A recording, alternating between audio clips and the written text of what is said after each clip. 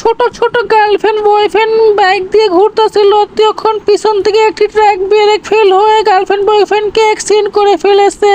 কিন্তু গার্লফ্রেন্ডটি অনেক আহত হয়ে গেছে, তাকে হাসপাতালে নিয়ে গেল তার বয়ফ্রেন্ড।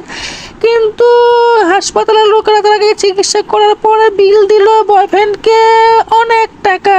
কিন্তু এই টাকাটা কিভাবে সংরক্ষণ করবে তার বয়ফ্রেন্ড, সেটা চিন্তা করতে করতে বয়ফ্রেন্ডটি পিৎজা ডেলিভারি দেওয়া শুরু করলো গার্লফ্রেন্ডকে বাঁচানোর জন্য। সেখানে একটি টাকা দিল, কিন্তু সেই টাকাতে হয় না বলে সে বাথরুমের কাজও করা শুরু করলো তার গার্লফ্রেন্ডটিকে বাঁচানোর জন্য।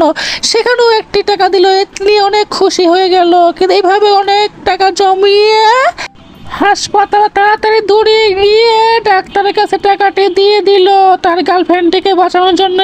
এক সময় তার গার্লফ্রেন্ড বেঁচে গেল, অনেক খুশি হয়ে গেল তারা দুজন। তারপর আবার ঘুরতে গেল।